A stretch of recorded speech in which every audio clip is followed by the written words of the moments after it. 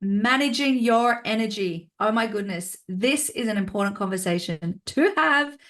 Not only is it an essential ingredient for healthy hustle, it's kind of a no-brainer in terms of how we move through our day.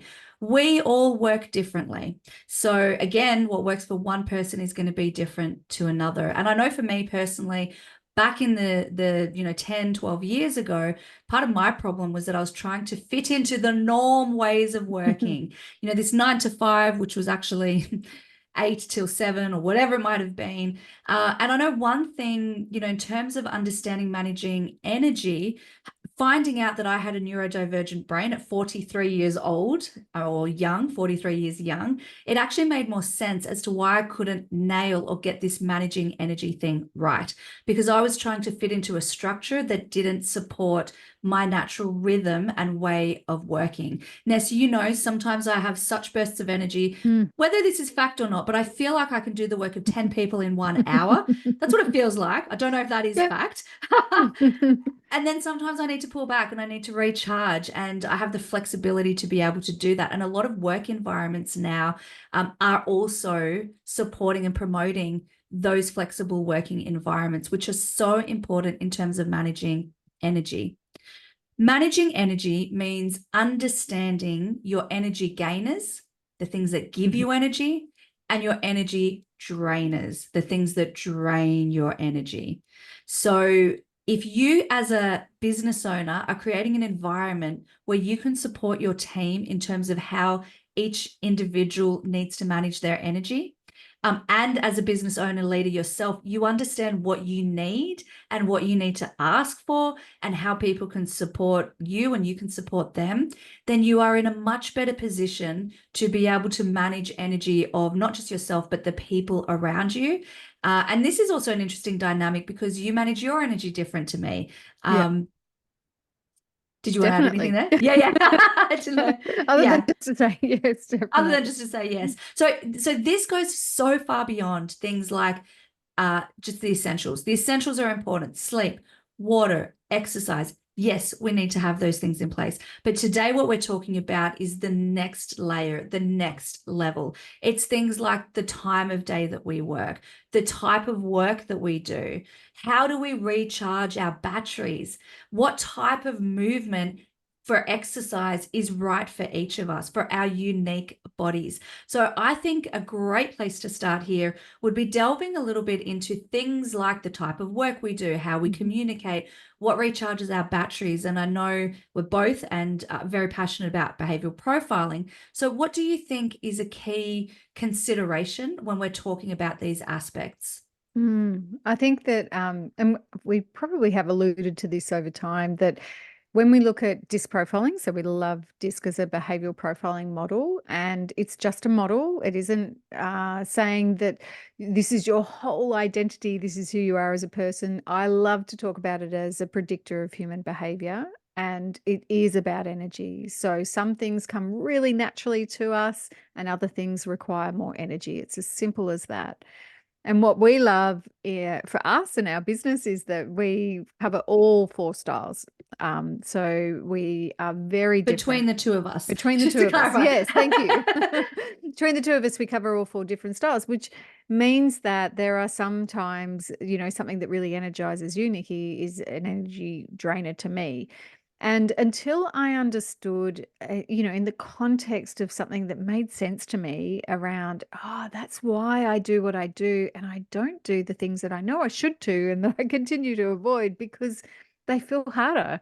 They feel like, it's more draining. It's that whole thing about it's not sustainable to be constantly using your energy in a way that doesn't come naturally to you. So probably the best example that I have in our business, is that difference between the extroversion and the introversion. So, and we talk about extroversion and introversion, not just in that people who are more bubbly are extroverted and people who are really shy are introverted, like, that not at that level, but more around where do you draw your energy from?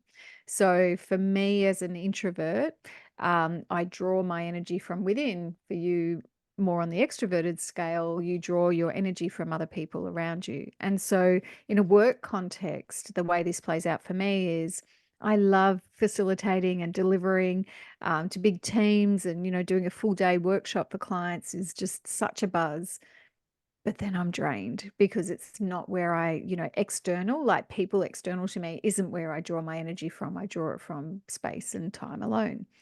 And so the flip of that is when I have back to back to back coaching sessions, one-on-one coaching sessions, that energizes me. I can finish the end of the day and feel like, I could just start the day all over again because I'm all good energy wise. But I know for you, we've talked about that that's more energy draining for you because of the one-on-one contact. So just something as simple as that is a really, really important to know. And I remember back into my previous business, there was one particular Thursday, had a regular fortnightly client that I was on site for them every second Thursday and attending one of their meetings. And I had done like back to back external, like facilitation events. And I was pretty exhausted by the time Thursday rolled around. And one of the clients in the room just looked at me and went, "You look really tired today."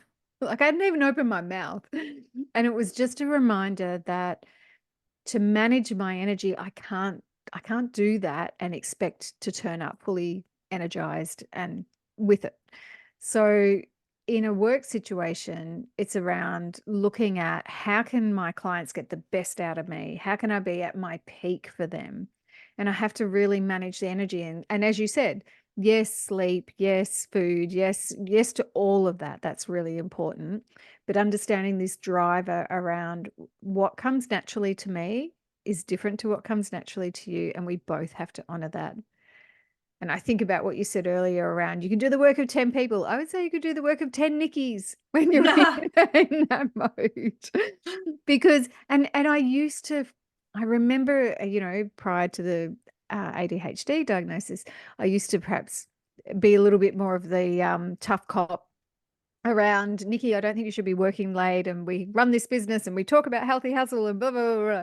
And then over time, I've come to realize that actually that is something that works really well for you because you're very good at then making sure at some point you get that downtime and that you do everything you need to do to recharge, and you're really focused on that. So there's no right or wrong. It's what's right or wrong for us as an individual. And I think that is so important when we look at energy, when we look at healthy hustle, because it's not fair for me to say to you, "You're hustling and that's just not okay," and have a real go at you when you go, because I know in those hyperfixation kind of moments, but you can actually do the work of 10 of you in that hour, and then you compensate for that in other ways.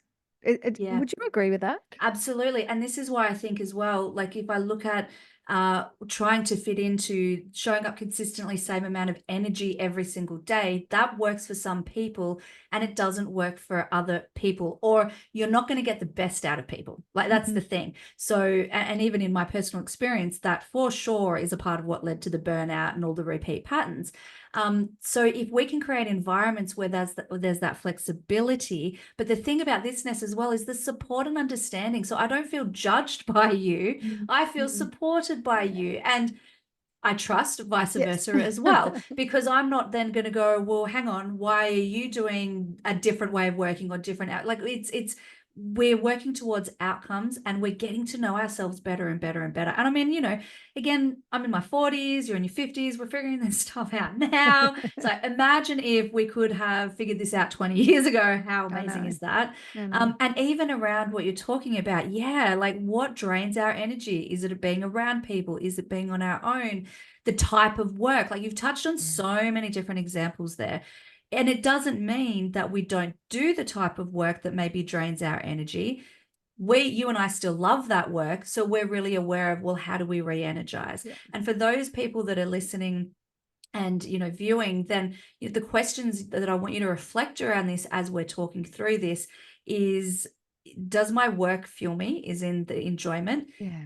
And does it drain my energy? They can be two separate things. Fuel Yeah. my soul and drain my energy. Hopefully, because I mean that's kind of what we also were just talking about. Hopefully it's not draining and doesn't fuel your soul, But then Mm. if you refer to another podcast episode we did around direction and knowing your true north, if that's the case, maybe it's because it feeds into a personal vision. Like there has to be a reason for it to be the healthy hustle of why you keep getting up and keeping on going. So I trust that also makes Mm. sense to add on Yeah. to. And I think what I'd add to that is for everybody that I have come across in business, and in a workplace, there are tasks you need to do that don't light you up. Like that's just reality, right? And it's about managing your energy in a way that allows you to still get done what you have to get done, but choosing the appropriate scenario that's going to work for you. And I remember one of my clients previously who was learning about disc. She was like somebody who was more big picture, really liked variety and adventure and fun. And then she would have to do her GST statements each quarter. Yeah, that's exactly No. what she I was looked like, are you like. talking about me here? I don't know. Oh, no, I don't do that. But Outsource.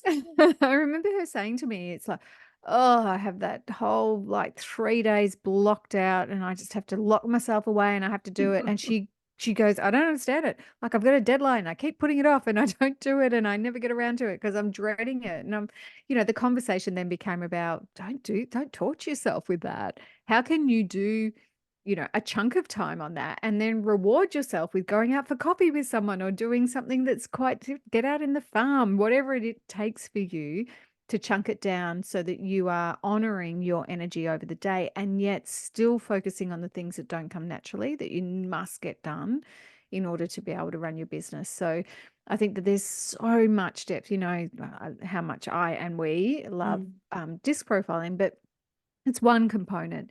It goes such a long way to understanding your energy levels, particularly when you are just drained of all energy because you are constantly doing things that aren't honoring what comes naturally. But that's Mm. just one. What's another one, Nick? When I think about, yeah, when I think about managing energy, so we've got our foundational basics, we've got all of these behavioral type of ways that we can manage our energy. Another big one that's had a profound impact on me personally, and I'm sure some people have heard about this, is epigenetics. So epigenetics is a body of research that basically looks at your body type. It's really fascinating actually.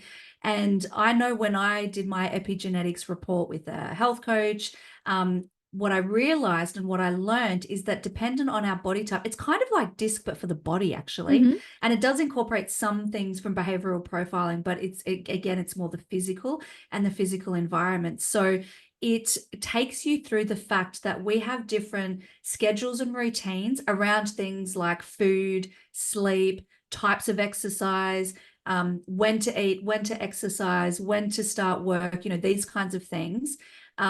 We all have, depending on the type of body we have, there's uniqueness there. Yeah. It talks about physical environments, things that will affect us in physical environments and help us feel motivated and energized or depleted, or energy gainers and energy drainers.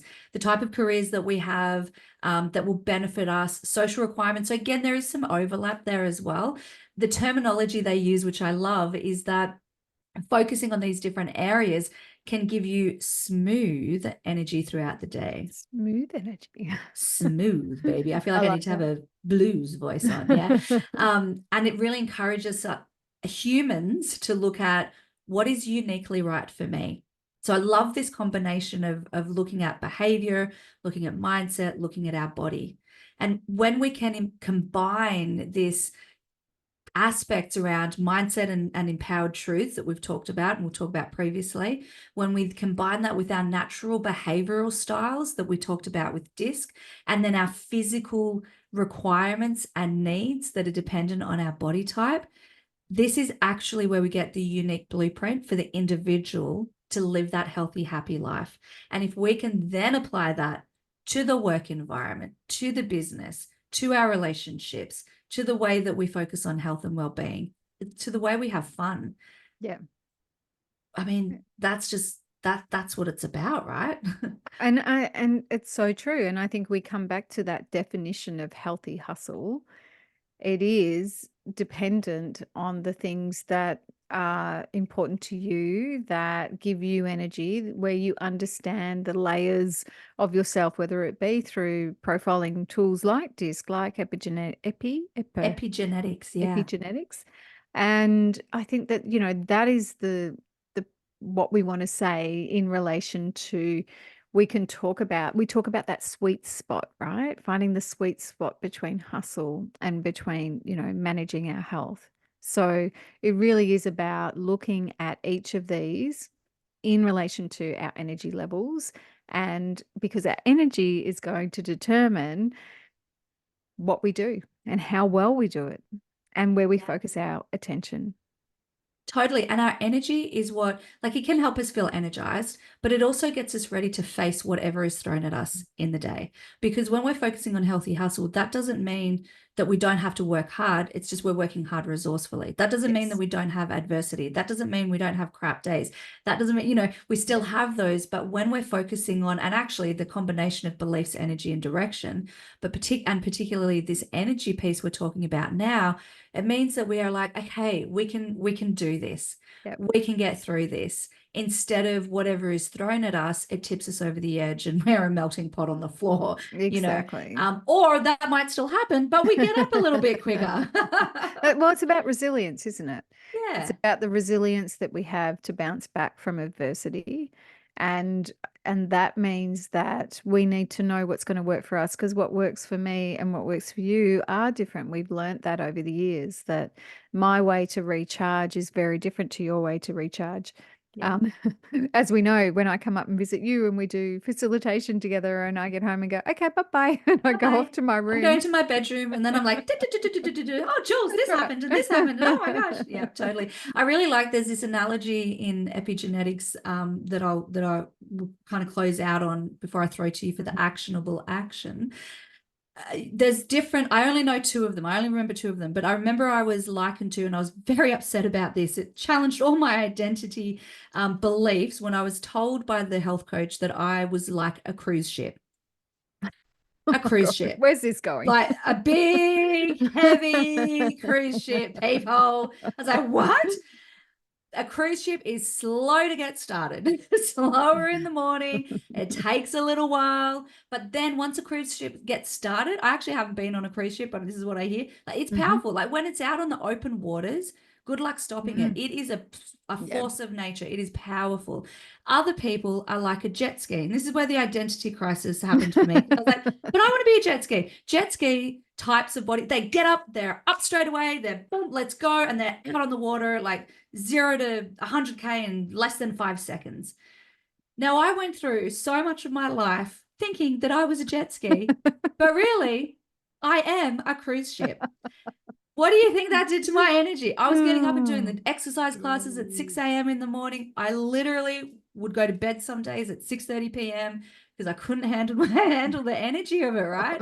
Like, I thought I was a jet ski, but really I was a cruise ship. When I embraced that, that's when I started to do exercise later in the day. Don't start work till 10. Definitely just don't talk to me for the first hour.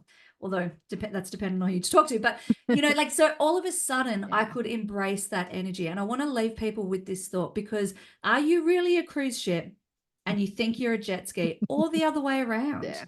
And there's all these other types, but it's really looking at, you will know what fuels your energy because you'll feel it. And so, Ness, on that note, Yeah. what do we want to close out on? What do we want to get people to do in the next 24 hours? Well, look, I would say that if you are connecting with hustle at the moment, if you're feeling like you're in this constant grind around hustle, the question then is, how do I feel in my body right now? Does this feel right to me? Because as you said, getting up and doing a 5 a.m. gym class when you're a cruise ship is not feeling good in your body right now. So I think that's really important for those feeling caught in hustle. And for those who perhaps aren't feeling caught in hustle and are more in the healthy hustle, then the question is similar. Like, what are you doing that feels good in your body right now? Love that. And do more of that. Love that. Awesome. What a great conversation. Thank you, everybody, for joining us. We'll talk to you again next week. Bye. See you.